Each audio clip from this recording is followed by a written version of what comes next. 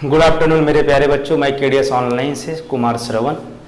Sir, जैसा कि मैंने पिछली बार आप लोगों को पढ़ाया था दोनों के बीच difference micro and macro economic के बारे में, दो सेगमेंट्स हमने अभी तक कंप्लीट कर चुके हैं। पहला माइक्रो और दूसरा मैक्रो। मैं फिर बता देना चाहता हूं कि जो बच्चे मेरी पिछली वीडियो को नहीं देखे हैं वह जाकर के ज़रूर देखें, ताकि उनको सीक्वेंस वाइज सारे लेक्चर्स पता चले और एक दूसरे लेक्चर से वो जोड़ते चले, ताकि उनका कंसेप्ट भी अपना क्या हो जाएगा, क्लियर हो जाएगा। तो हमने दो सेगमेंट पे मैं पहले ही बात कर चुका हूँ, एक माइक्रो इकोनॉमिक्स क्या होता है और दूसरा मैक्रो इकोनॉमिक्स। मैक्रो इकोनॉमिक्स में हम समग्र की बात किए थे और माइक्रो इकोनॉमिक के अंदर में मैं इकाई की बात किया था, अर्थात इकाई में यूनिट की बात किया था और यहाँ पे समग्र मतलब होल की हमने बात किया था। ये दो सेगमेंट आई होप कि सभी बच्चों को समझ में आ गया होगा कि जहाँ पे एक यूनिट की बात होती है, जहाँ पे एक की बात होती है, वहाँ पे हम उसको माइक्रो इकोनॉमिक के नाम से जानते हैं, और जहाँ पे समग्र की या होल की बात होती है उसे हम मैक्रो इकोनॉमिक कहते हैं। आई होप कि पूरा कंप्लीट हो चुका होगा। आज हम लोग चलेंगे इंडियन इकोनॉमी या इकोनॉमिक के ऊपर हम लोग बात करते हैं। मेरी बात को जरा ध्यान से समझिएगा आप लोग। अगर मैं इकोनॉमी की बात करता हूं, इकोनॉमी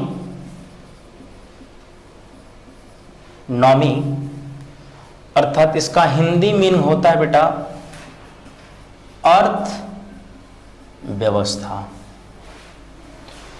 ध्यान से समझिएगा, अर्थ का मतलब होता है धन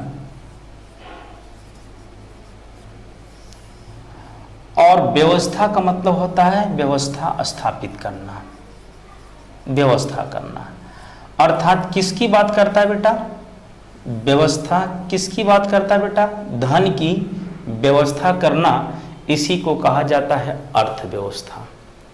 एक चीज मैं बहुत प्यार से आप लोगों को बता रहा हूं, देखिए कोई भी अर्थव्यवस्था, जो इकोनॉमिक शब्द है यह अनकंप्लीट है, अर्थात जिसको कहा जाता है अपूर्ण है। यह कंप्लीट तभी होगा, यह पूर्ण तभी होता है जब इसके साथ किसी देश को जोड़ा जाता है।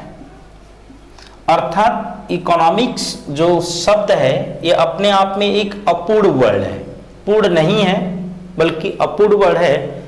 जब तक कि अगर इसको पूर्ण बनाना है तो किसी देश को इसके साथ में जोड़ना आवश्यक होगा। जैसे हम लोग देखते हैं कई बार, जैसे लिखा होता है इकोनॉमी, इकोनॉमी अर्थात अर्थव्यवस्था, लेकिन अगर हम भारत यहां पर जोड़ दें तो भारत की अर्थव्यवस्था इसका पूर्णतः अर्थ हो जाएगा। तो इसको हम कैसे लिखते हैं? Indian economy. जैसे दूसरा अगर मैं सेगमेंट की बात करूं, चाइना की अर्थव्यवस्था, अर्थात कहीं न कहीं कोई कंट्री अर्थव्यवस्था के साथ में जुड़ करके जो अर्थव्यवस्था का संपूर्ण रूप है या अपूर्ण है उसको पूर्ण कर देता है।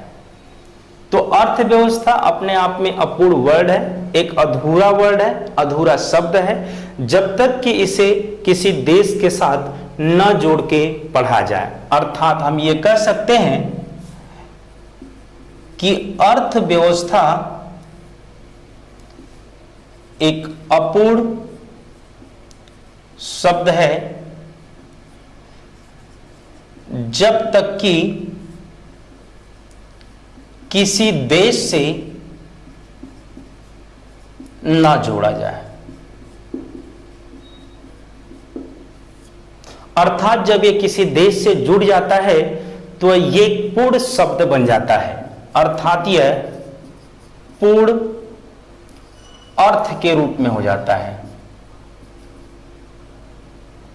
अर्थ के रूप में हो जाता है।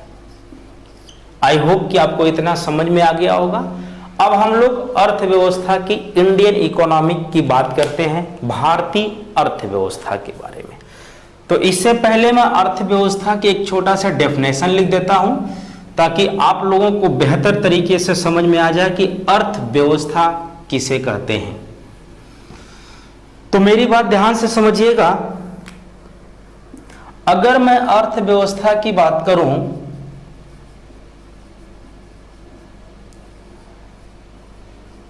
इकोनॉमिक की बात करूं तो आप ये कह सकते हैं अर्थशास्त्र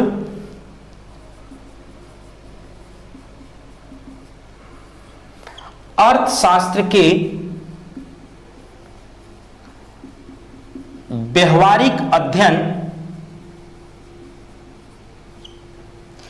व्यवहारिक अध्ययन का उपयोग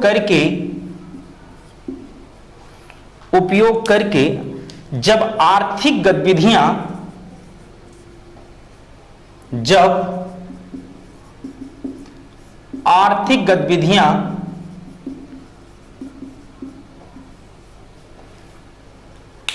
वाला व्यवस्था या नई व्यवस्था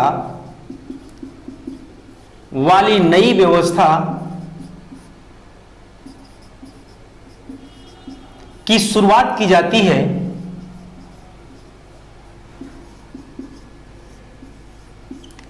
है तो उसे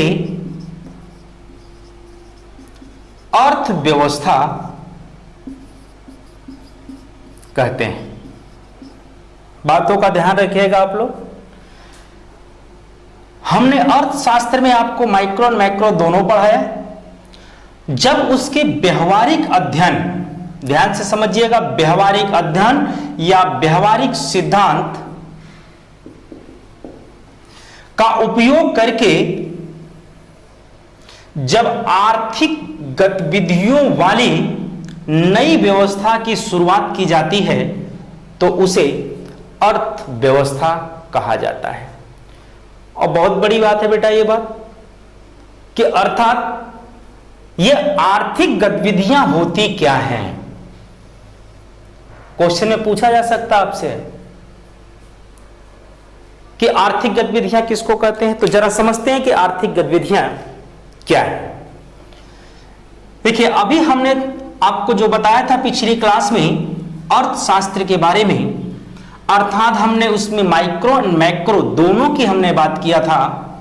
और फिर मैं उसी को दोबारा रिपीट करना चाहूंगा ताकि आपका कनेक्टिविटी बना रहे। हमने एक तरफ लिखा था माइक्रो इकोनॉमिक्स और दूसरी तरफ मैक्रो इकोनॉमिक्स। हमने यहां पे छोटी छोटी इकाई की बात किया था बेटा, छोटी छोटी इकाई की बात की थी, और यहां पर बड़ी बड़ी इकाई की बात की थी। अर्थात दोनों एक दूसरे के पूरक हमने आपको बताया था, एक दूसरे के पूरक होते हैं। अर्थात आप यह कह सकते हैं जितने भी छोटी छोटी इकाइयां होती हैं, छोटी छोटी इकाइयां, जैसे हमने बताया था, कोई व्यक्ति हो सकता है, कोई परिवार हो सकता है, कोई फर्म हो सकती है, निवेशक हो सकता है, एक व्यापारी वर्ग भी हो सकता है। तो ये क्या है बेटा, एक छोटी छोटी इकाइयां हैं। अगर हम बड़ी बड़ी इकाई की बात करो तो हमने बोला था होल, अगर समग्र रूप से देखना हो, नेशनल इनकम, अनएम्प्लॉयमेंट, हमने बताया था एम्प्लॉयमेंट, इसके बाद हमने जीडीपी की बात की थी। तो ये क्या है बेटा, एक समग्र रूप से अर्थशास्त्र को रिप्रेजेंट करता है, जिसे हम लोग मैक्रो इकोनॉमिक कहते हैं और इसे हम लोग माइक्रो इकोनॉमिक कहते हैं। तो ये जितनी भी गतिविधियां हैं और दोनों गतिविधियों को अगर मिला दिया जाए तो ये सारे अर्थव्यवस्था की गतिविधियां होगी, अर्थात अर्थव्यवस्था को रिप्रेजेंट करेगा। अर्थात जब व्यक्ति का समूह हो, परिवार का समूह हो, फर्म का समूह हो, निवेशक का समूह हो, व्यापारिक वर्ग हो, नेशनल इनकम अनएम्प्लॉयमेंट हो, एम्प्लॉयमेंट हो, जीडीपी हो, जीएनपी हो, एनएनपी हो। मेरी बात को समझ गए? ये पूरी की पूरी जो अर्थव्यवस्था में ये जो भारत में जो गतिविधियां हो रही हैं अर्थव्यवस्था को लेकर के, उसी को हम लोग क्या बोलते हैं बेटा? आर्थिक गतिविधियां बोलते हैं। आर्थिक गतिविधियां, इसमें इंडस्ट्रीज भी हो सकती है, इंडस्ट्रीज भी हो सकता है बेटा, मेरी बात को समझिएगा। इसमें सर्विस सेक्टर भी हो सकता है, तो इंडस्ट्री, सर्विस सेक्टर, एग्रीकल्चर का भी अपना रोल हो सकता है। तो ये जितनी अर्थव्यवस्था के अंदर में जितनी भी गतिविधियां होती हैं उसे बेटा आर्थिक गतिविधियां कहते हैं। चाहे वो एग्रीकल्चर से रिलेटेड हो, चाहे वो इंडस्ट्री से रिलेटेड हो, चाहे वो सर्विस सेक्टर से रिलेटेड हो। अर्थात हम ये कह सकते हैं कि माइक्रो और मैक्रो इकोनॉमिक के अंदर जितनी गतिविधियां होती हैं उसे हम लोग आर्थिक गतिविधियां कहते हैं। आई होप कि मेरी बात पूरी समझ में आप लोगों को आ चुकी होगी। तो आर्थिक गतिविधियां क्यों की जाती हैं, जरा इस पे हम बात करते हैं। अगर हम आर्थिक गतिविधियों की बात करें तो क्यों आवश्यक आर्थिक गतिविधियां हैं, जरा इसको भी एक लाइन में हम समझ लेते हैं। तो बेटा जरा ध्यान दीजिएगा मेरे बातों पर, मेरे शब्दों पर। और मैं फिर ये कहना चाहूंगा, जो लोग भी मेरी वीडियो नहीं देख रहे हैं उसको शुरू से अंत तक देखें, और हर चैप्टर को हम कंप्लीट करेंगे तो वहां से देख करके अपना नोट्स भी बनाएं, क्योंकि हम बता दें बेटा कि प्रत्येक एग्जाम में इसकी रिलेवेंसी होती है और हर एग्जाम में इससे रिलेटेड क्वेश्चन पूरे पूछे जाते हैं। और जैसा कि आपको पता होगा कि मानव जीवन की गतिविधियां ही आर्थिक गतिविधियां होती हैं, तो अपने जीवन में व्यवहारिक रूप से इसका प्रयोग भी कर सकते हैं। आए दिन न्यूज़पेपरों में, हर जगह न्यूज चैनलों पर जितनी भी बातें उठती हैं उसमें भी आर्थिक गतिविधियां आपको दिखती हैं। तो मानव का जीवन जो है पूरे आर्थिक गतिविधियों से भरपूर होता है, इसलिए इकोनॉमिक को पढ़ना और बेहतर तरीके से समझना बहुत आवश्यक होता है। प्रत्येक घर की आर्थिक गतिविधियां अपनी अलग अलग होती हैं, हर देश की अपनी आर्थिक गतिविधियां अलग अलग होती हैं। किसी की गतिविधियां कम होती है जिससे वो विकास कम कर पाता है, किसी की गतिविधियां तेजी के साथ होती है जिससे उसका विकास ज्यादा हो जाता है। तो आर्थिक गतिविधियां अर्थात अर्थव्यवस्था को पढ़ना हमारे लिए उतना ही इंपॉर्टेंट है जितना कि हमारा जीवन इंपॉर्टेंट है। आपके एग्जाम में चाहे स्टेट लेवल, वनडे, यूपीएससी, कहीं पे भी आप देखोगे, उठा के आप पेपर देखिए, सब जगह अर्थव्यवस्था से क्वेश्चन होते हैं। तो मैं इसलिए बार बार आप लोगों को कहता हूं कि मेरे इस वीडियो को शुरू से अंत तक देखें। जो बच्चे नहीं देख पा रहे हैं उसको बार बार चला के देखें और उसका प्रॉपर एक बार नोट्स बनाएं। बेटा ये जीएस है, दिमाग से निकल जाता है, क्वेश्चन गलत हो जाता है, इसको बार बार पढ़ने की आदत डालो और डेली पढ़ो 1 घंटा। चलिए अब हम बात करते हैं बेटा आर्थिक गतिविधियों के बारे में। हमने बता दिया आपको, तो आर्थिक गतिविधियां क्यों, इसी टॉपिक पे हमने बात कर रहे थे। आर्थिक गतिविधियां क्यों, यहां लिख देता हूं।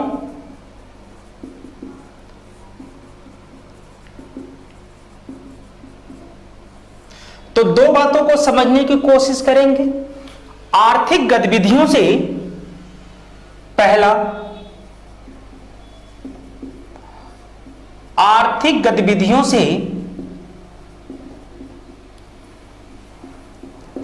धन की प्राप्ति होती है, धन की प्राप्ति होती है, पहला पॉइंट। सेकेंड पॉइंट, संसाधनों की प्राप्ति होती है। अर्थात किससे बेटा, आर्थिक गतिविधियों से। ये 2 मुख्य हैं। अर्थात किसी इकोनॉमिक में जब आर्थिक गतिविधियां होती हैं तो सबका एक उद्देश्य होता है धन की प्राप्ति करना। सभी लोगों का उद्देश्य होता है धन की प्राप्ति करना। अब जैसे मानो मेरे बात को, अगर मैं इस पेन का प्रोडक्शन करना चाहता हूं तो मैं प्रोड्यूसर हो गया, तो मैं क्यों करना चाहता हूं? इसको घर में रखने के लिए तो करना नहीं चाहता, क्यों करूंगा? स्वाभाविक एक ही आंसर मिलेगा, इससे धन की प्राप्ति होगी।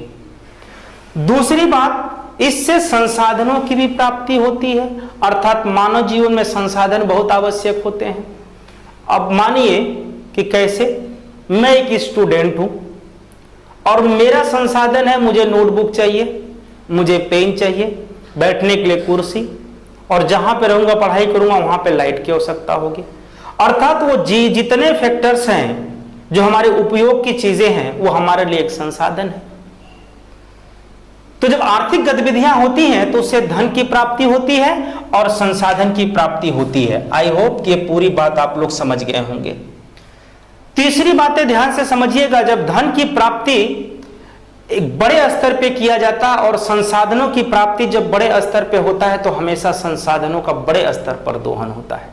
आपको पता होगा ये बात, नहीं पता होगा तो आप मुझसे सुन लीजिए। अर्थात जब हम धन की प्राप्ति, कोड में लिखता हूं बेटा, धन की प्राप्ति करते हैं और संसाधनों की प्राप्ति करते हैं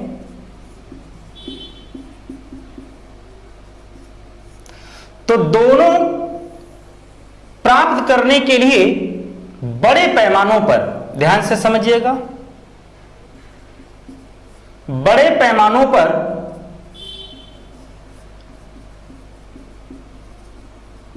संसाधनों का दोहन या उपयोग किया जाता है। आई थिंक संसाधन हमने बताया था, फिर कनेक्टिविटी मेरी पिछली क्लास से करिए। यहां मत पूछिएगा सर संसाधन क्या, हमने बताया था प्राकृतिक संसाधन, मानवीय संसाधन।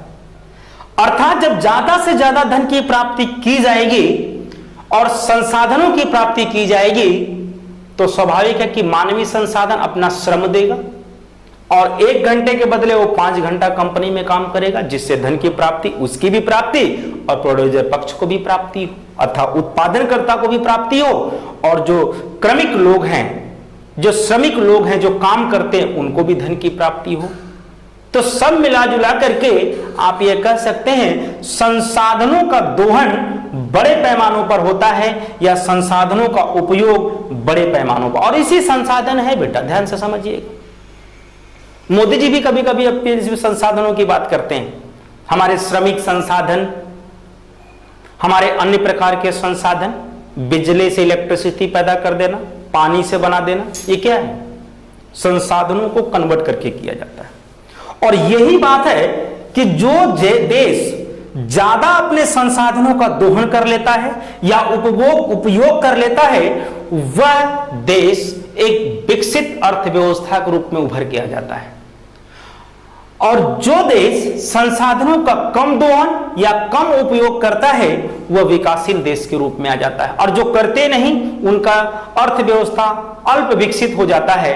अर्थात कहने का मतलब यह है बेटा, अगर आपको धन जुटाना है या संसाधनों की प्राप्ति करना है तो आपके पास वह प्रौद्योगिकी, वह श्रमिक, वह पढ़े श्रमिक, वह एजुकेटेड श्रमिक, या आप उनको बनाइए ताकि ज्यादा से ज्यादा उस देश के लिए धन की प्राप्ति हो सके, उस देश अपने संसाधनों की प्राप्ति कर सके। और जब यही सारे चीज कर लेता है तो इसीलिए हम कहते हैं कि किसी भी देश के लिए आर्थिक गतिविधियों का होना बहुत आवश्यक माना जाता है। आई होप कि पूरा आप लोग समझ गए होंगे, मेरी बात समझ गए होंगे। मैं आगे बढ़ूं, ठीक है। तो देखिए, कुछ अर्थशास्त्री इस बात को कहते हैं कि आर्थिक गतिविधियां की अगर हम बात करते हैं तो आर्थिक गतिविधियों के लिए कुछ अर्थशास्त्री ने इसको 3 भागों में बांटा है।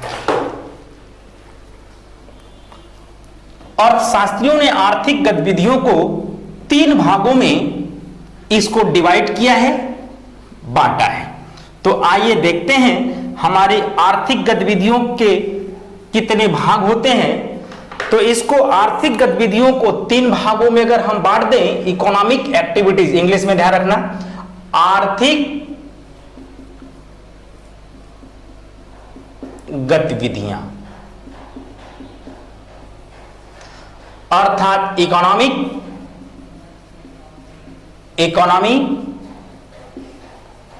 एक्टिविटीज, आर्थिक गतिविधियां। कुछ अर्थशास्त्रियों ने इसे 3 भागों में बांट करके पढ़ते हैं या बताते हैं इसको। वो 3 भाग कौन कौन सा है बेटा? पहला, जिसको हम लोग बोलते हैं प्राथमिक क्षेत्र।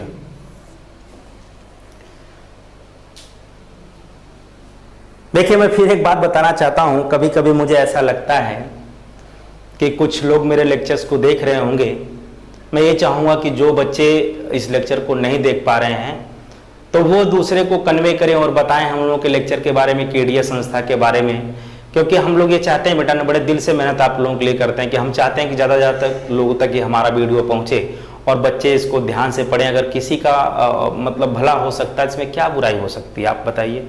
अगर किसी जगह तक हमारा लेक्चर, अगर आप मान लो कि आप लोग बहुत ज़्यादा चैनल वगैरह देखते होंगे, आपको डिफरेंस कुछ ना कुछ मिलेगा, तो आप उसको देखेंगे तो उसके लिए आपको बहुत बेनिफिट होने वाला, बहुत फायदा होने वाला है। तो आई होप कि मैं चाहता हूं कि जो बच्चे देख रहे होंगे इसको देख करके आप दूसरे बच्चों को जरूर शेयर करें, ताकि उससे हम लोगों का भी एक मनोबल बना रहेगा और आपको पढ़ाने की बहुत जिज्ञासा होगी बेटा। और होप करता हूं कि आप इन सारी बातों को, आप इस उम्र में हैं कि समझ पा रहे होंगे मेरी बातों को। तो कृपया करके जब भी मेरा लेक्चर देखें या हमारे केडीएस ऑनलाइन प्लेटफॉर्म का जितने हमारी फैकल्टीज हैं, मोस्ट इंपॉर्टेंट फैकल्टीज है जो हर लोग पढ़ाए हुए हैं, 10-10 साल का अनुभव है, तो ये सारे वीडियो को आप लोग जो कि एक दूसरे तक पहुंचाएं, ताकि आपके साथ साथ हमारा भी विकास हो और आपका भी विकास हो, और आप अपनी जिस एग्ज़ाम की तैयारी कर रहे हैं उसमें बेहतर तरीके से अपना सफलता प्राप्त करें। हम एक टीचर यही आपसे उम्मीद कर सकता है बेटा।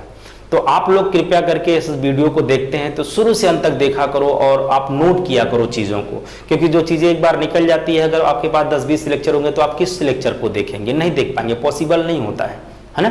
तो आप डेली वाइज आप वीडियो देखें, शुरू से अंत तक देखिए, उसका नोट्स बनाइए, प्रॉपर नोट्स बनाइए। आप देखिए, अगर आपको फिर भी लगता है कि नहीं ये चीज़ें हमें वीडियो में नहीं समझ में आ रही है, हमें सर को कॉल करना चाहिए या मैसेज करके या कमेंट बॉक्स में पूछना चाहिए कि क्या चीज़ें हैं, तो आप एनी टाइम आप पूछ सकते हैं, कोई दिक्कत नहीं। हम आपके हर चीज़ों का आंसर देंगे आपको बेटा, है ना।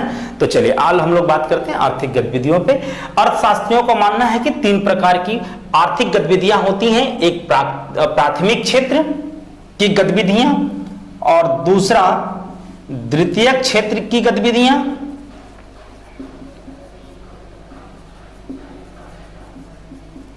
और तीसरा तृतीयक क्षेत्र की गतिविधियां।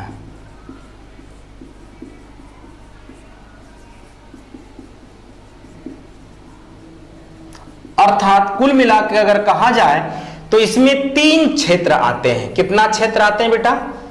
3 क्षेत्र आते हैं। कौन कौन सा बेटा? प्राथमिक क्षेत्र, जिसको इंग्लिश में प्राइमरी सेक्टर कहा जाता है।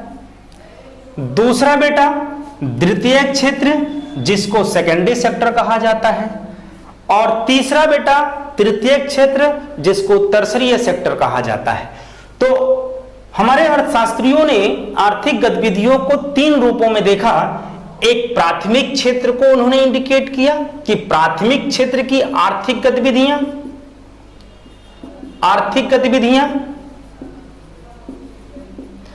और दूसरा बेटा द्वितीय क्षेत्र की आर्थिक गतिविधियां, और तीसरा तृतीय क्षेत्र की आर्थिक गतिविधियां। तो अगर हम पूरे इकोनॉमी में, अर्थव्यवस्था में देखें तो हमारे ये 3 सेक्टर्स होते हैं जिससे हमें आर्थिक गतिविधियों का पता चल पाता है। आइए जरा ध्यान से समझते हैं। अगर मैं एक लाइन में बोलूं कि प्राथमिक क्षेत्र की गतिविधियां किस पर निर्भर होती हैं, तो आप बेटा एक लाइन में बोलिएगा एग्रीकल्चर पर, अर्थात कृषि पर। मैं यहां लिख देता हूं कृषि पर आधारित होती हैं। किस पे होती हैं? आधारित होती है। अगर हम द्वितीयक क्षेत्र की बात करूंगा तो आप कह दीजिएगा यह उद्योगों पर आधारित होती है। आई होप समझ में आ रहा होगा आपको। अगर मैं तीसरे सेक्टर की बात करूंगा तो आप कह दीजिएगा यह सेवाओं पर आधारित होती हैं। तो ध्यान से समझिएगा, it is depend on the agriculture and it is depend on the industries and it is depend on the service sector. I hope तीनों बात आपको समझ में आ गया होगा। तो आर्थिक गतिविधियों के मुख्य रूप से कितने क्षेत्र होते हैं बेटा? अलग अलग सेक्टर में बांट दिया गया इसको। एक पहला प्राथमिक क्षेत्र, दूसरा द्वितीयक क्षेत्र और तीसरा तृतीयक क्षेत्र। आई होप कि कंप्लीट हो चुका होगा आपका। नोट डाउन इसको कर लीजिएगा। आज हम लोग बात करने जा रहे हैं प्राथमिक क्षेत्र पर। प्राथमिक क्षेत्र क्या होते हैं? मिटा दो बेटा, ठीक।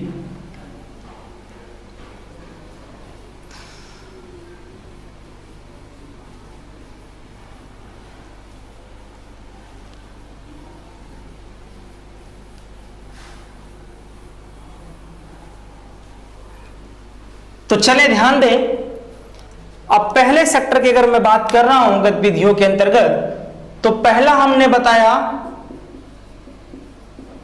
प्राथमिक क्षेत्र, अर्थात हमने इसमें एक लाइन में आपको बताया यह किस पे आधारित होती हैं, तो यह कृषि अर्थात एग्रीकल्चर पर आधारित होती हैं। मेरी बात आपको समझ गए होंगे बेटा। अर्थात आप ये कह सकते हैं ऐसी गतिविधियां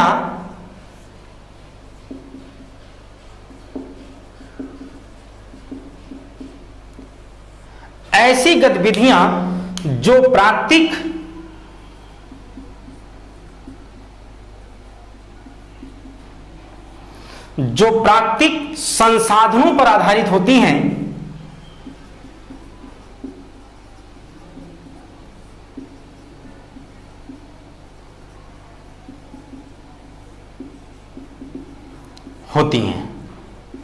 पहला पॉइंट। अर्थात ऐसी गतिविधियां जो प्राकृतिक संसाधनों पर आधारित होती हैं, जिसमें नंबर दूसरा, जिसमें प्राकृतिक संसाधनों का उपयोग किया जाता है,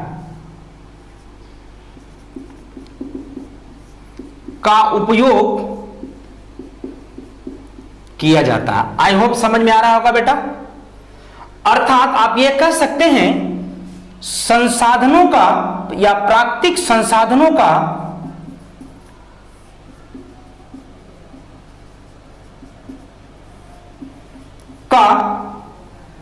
दोहन किया जाता है।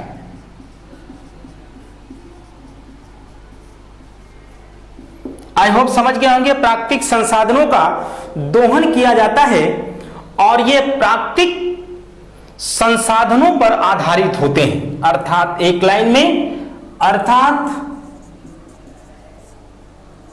ये गतिविधियां प्राकृतिक संसाधनों पर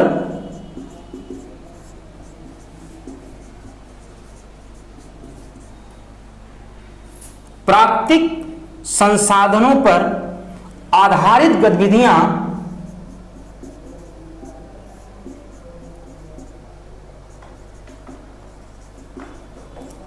गतिविधियों को प्राथमिक क्षेत्र की गतिविधियां कहा जाता है।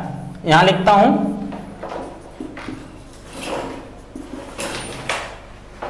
प्राथमिक क्षेत्र की गतिविधियां कहा जाता है। बेटा साफ साफ आपको दिख रहा होगा आई होप। और इसको इसी प्रकार से आपके लेखन शैली में एक बहुत बड़ा इंप्रूवमेंट करेगा और इसी तरीके से आपको इसको समझना भी है। जो हम लिख रहे हैं आप जरा ध्यान से फिर समझने की कोशिश करें। प्राथमिक क्षेत्र इसकी निर्भरता किस पर होती है बेटा? एग्रीकल्चर पे आधारित होते हैं, पहली बात। ऐसी गतिविधियां जो प्राकृतिक संसाधनों पर आधारित होती हैं, पहला पॉइंट। सेकेंड, जिसमें प्राकृतिक संसाधनों का उपयोग किया जाता है। नंबर 2, प्राकृतिक संसाधनों का दोहन किया जाता है, अर्थात जब वो प्राकृतिक संसाधनों पे ही निर्भर होंगे तो उनका दोहन भी प्राकृतिक संसाधनों का ही किया जाएगा। अर्थात कुल मिला के कह सकते हैं ये गतिविधियां प्राकृतिक संसाधनों पर आधारित गतिविधियों को प्राथमिक क्षेत्र की गतिविधियां कहा जाता है। फॉर द एग्जाम्पल, जैसे अगर हम बात करें, अगर मैं एग्जाम्पल की बात करूं तो एग्जाम्पल में जैसे आप ये कह सकते हैं कि प्राथमिक क्षेत्र के अंतर्गत क्या क्या आते हैं। तो अगर मैं लिखूं प्राथमिक क्षेत्र के अंतर्गत, पहला कृषि, वानिकी, मत्स्य पालन, डेयरी, आप लोग समझते हैं, मुर्गा, मुर्गी, अंडा, मत्स्य पालन मतलब मछली पालन, अंडा पालन, ये जितने भी इसके एग्जाम्पल हैं ये प्राकृतिक संसाधनों पर आधारित होते हैं। आई होप कि पूरा समझ में आ गया होगा आपको। और एक चीज और ध्यान से समझिएगा बेटा, जो भी श्रमिक इस प्राथमिक क्षेत्रों के अंतर्गत कार्य करते हैं, अपने श्रम को देते हैं, तो मैं यहां लिखता हूं रेड पेन से, जो भी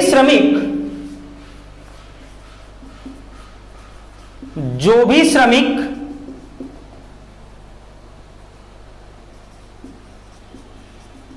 प्राथमिक क्षेत्र के अंतर्गत कार्य करते हैं,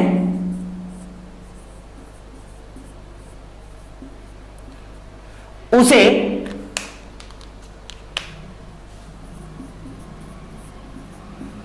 रेड कॉलर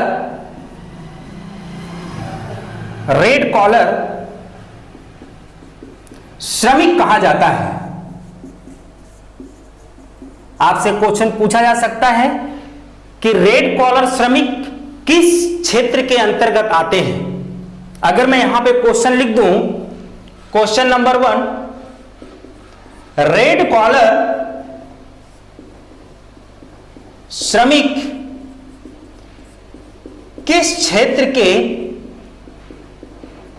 अंतर्गत आते हैं? ए प्राथमिक क्षेत्र, बी द्वितीयक क्षेत्र, सी तृतीयक क्षेत्र, डी इनमें से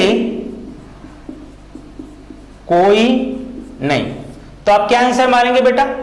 हमने बता दिया प्राथमिक क्षेत्र के अंतर्गत जो भी श्रमिक कार्य करते हैं, अर्थात आप ये कह सकते हैं कि जो भी श्रमिक कार्य करते हैं उस श्रमिकों को रेड कॉलर श्रमिक कहा जाता है। आई होप कि समझ में आ गया होगा। तो वो किस क्षेत्र के अंतर्गत आएंगे बेटा? प्राथमिक क्षेत्र के अंतर्गत आएंगे। तो आप मेरी बात को समझ गए होंगे। अर्थात प्राथमिक क्षेत्र प्राकृतिक संसाधनों पर इसकी पूरी निर्भरता होती है। क्लियर हो गया मेरे बच्चे? तो इसको एक बार जो है कि आप लोग क्या करें, स्क्रीनशॉट ले लीजिएगा और फिर मैं आगे चलते हैं। तो पहला हमने कंप्लीट कर लिया प्राथमिक क्षेत्र के अंतर्गत क्या क्या चीजें आती हैं वो सारी चीजें आप लोग यहां पर नोट कर लीजिएगा। अब हम लोग बढ़ते हैं द्वितीय क्षेत्र के अंतर्गत। तो चलें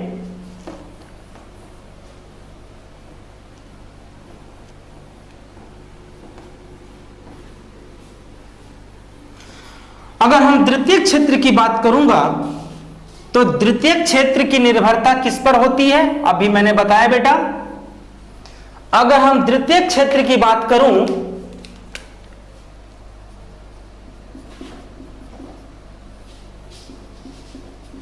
अर्थात जिसको इंग्लिश में सेकेंडरी सेक्टर कहा जाता है, यह किस पर आधारित होती है बेटा? तो आप बोलिएगा सर यह उद्योगों पर आधारित होते हैं।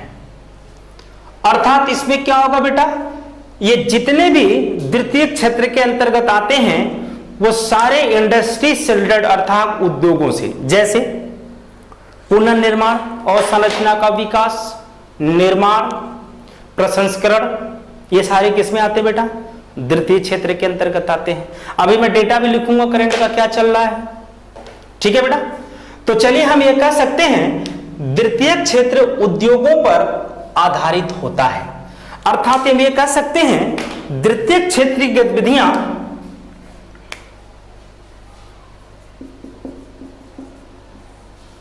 द्वितीय क्षेत्र की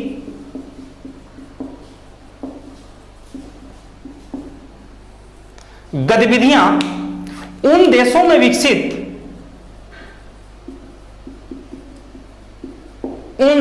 विकसित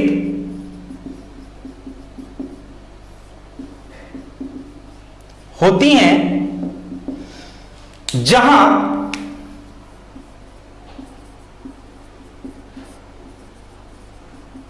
अवसंरचना का विकास बहुत अधिक होता है।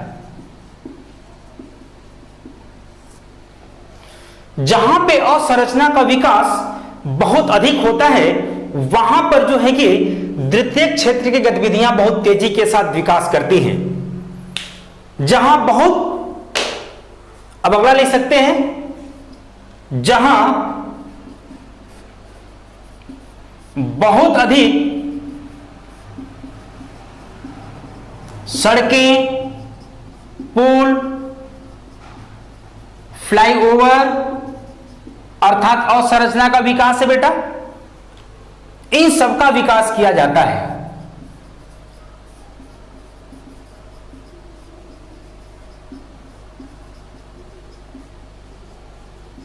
जहां पे इन सब का विकास किया जाता है। द्वितीय क्षेत्र में कुछ उद्योग, आइए यहां पे देखते हैं द्वितीय क्षेत्र में कुछ उद्योग को, द्वितीय क्षेत्र में कुछ उद्योगों को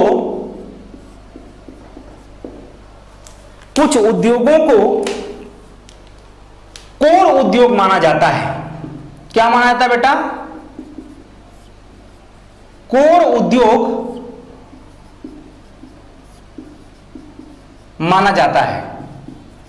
अब ये लिख सकते हैं भारत में कुल 8 कोर उद्योग हैं। कुल कितने हैं बेटा? कुल 8 कोर उद्योग हैं, जिसमें से आपको नाम बता देता हूं मैं कौन कौन से कोर उद्योग हैं। तो लिखते चलिएगा बेटा आप लोग। ये कई बार क्वेश्चन पूछा गया है कि भारत में कोर उद्योगों की संख्या या कोर उद्योग कितने हैं, तो आप कितना बोलोगे बेटा? कुल कोर उद्योग जो है कि 8 उद्योग होते हैं। पहला बेटा जैसे विद्युत, आप सभी लोग जानते हैं। दूसरा इस्पात, तीसरा फर्टिलाइजर, नाम जानते हैं आप लोग, ठीक। चौथा कोयला उद्योग, पांचवा सीमेंट उद्योग लिख दीजिएगा, उद्योग। इसके बाद रिफाइनरी उद्योग भी होता है बेटा, रिफाइनरी उद्योग नाम सुने होंगे आप लोग।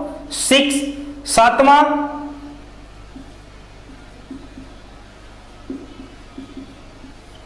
प्राकृतिक जिसको गैस बोला जाता है,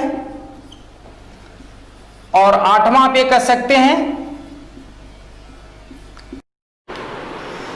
8वां नंबर मेरे बेटा है कच्चा पेट्रोलियम। तो ये हमारे जो 8 सेक्टर आते हैं इसको कोर उद्योग कहा जाता है। तो अब आपसे अगर एग्जाम में पूछें कि कितने होते हैं बेटा, तो आप बताइएगा कुल भारत में कोर उद्योगों की संख्या कितनी है? 8 है। अर्थात द्वितीयक क्षेत्र के अंतर्गत आप ये कह सकते हैं कि जहां प्राकृतिक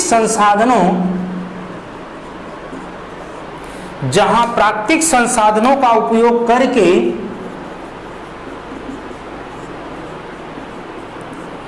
उसे उन्नत रूप में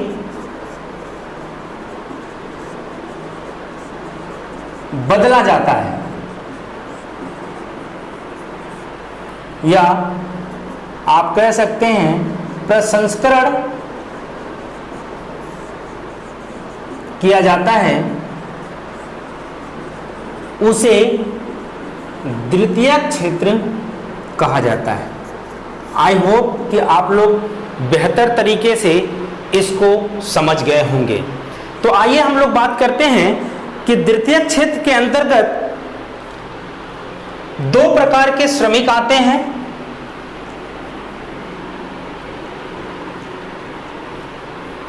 बेटा ये सब एग्जाम में पूछा जा सकता है आपसे, इसलिए मैं बार बार जो है कि पॉइंट आउट इसको कर रहा हूं, अंडरलाइन मार देता हूं क्या क्या पूछे जा सकते हैं एग्जाम में आपके। क्योंकि हमारे पास जब प्रोजेक्टर आ जाएंगे तो हम कंटिन्यू इसको आपको क्वेश्चन के साथ फॉर्मेट करके आपको दिखाऊंगा कहां कहां से क्वेश्चन आते हैं। अगर हम बात करें द्वितीयक क्षेत्र के अंतर्गत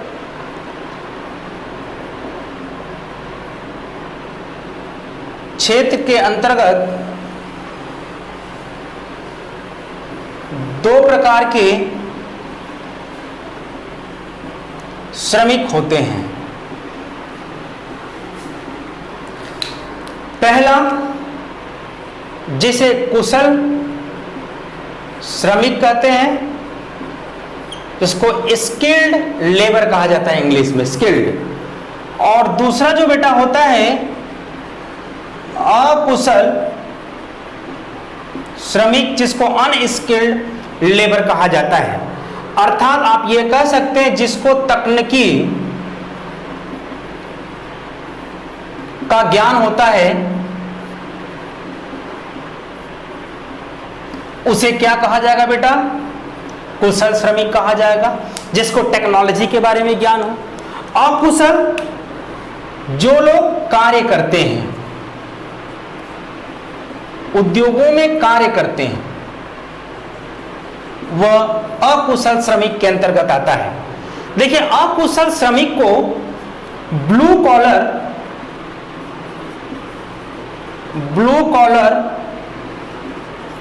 जॉब कहा जाता है।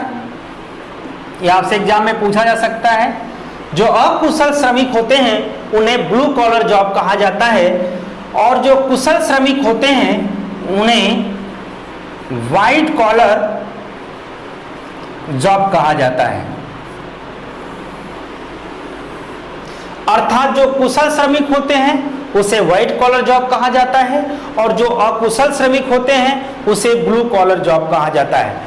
और कुछ लोग जो माइनिंग में काम करते हैं, जैसे खनन वगैरह करते हैं, माइनिंग वगैरह करते हैं, उसको क्या कहा जाता है? जो श्रमिक माइनिंग में कार्य करते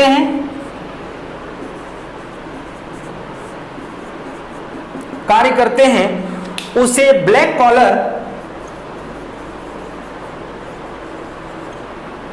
कॉलर जॉब कहा जाता है।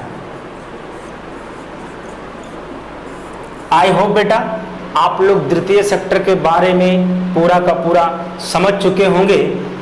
तो अब मेरी काफी लंबी वीडियो बन चुका है बेटा। अब मैं चाहूंगा कि तृतीय सेक्टर जो है कि हम अगले टॉपिक में कंप्लीट करेंगे। इसके बाद अर्थव्यवस्था का वर्गीकरण करेंगे। हम स्टेप बाय स्टेप इसको लेकर के पूरा चलेंगे। सभी बच्चों से, सभी मेरे प्यारे दर्शकों से, सभी मेरे जितने भी स्टूडेंट हैं, सभी लोगों से मेरा विनम्र निवेदन समझिएगा, इस वीडियो को पूरा का पूरा देखें। जहां से सीरीज मैंने 1, 2, पार्ट 1, पार्ट 2, पार्ट 3, पार्ट 4 के अंदर हमने किया है, उसको एक सीरीज से उसका नोट्स बनाएं ताकि कोई भी लेक्चर आपका छूटने ना पाए, जिससे आपको एग्जाम में हानि उठाना पड़े। इसलिए मैं पूर्ण रूप से आपसे अनुरोध करता हूं कि आप पूर्णतः वीडियो को देखें और नोट्स बनाएं ताकि आप अपने एग्जाम को क्वालिफाई करें और सफलता के मार्ग पर चलें। धन्यवाद, थैंक यू सो मच। फिर मिलते हैं अगली क्लास में, तृतीय सेक्टर के विषय में बात करेंगे। धन्यवाद सो मच।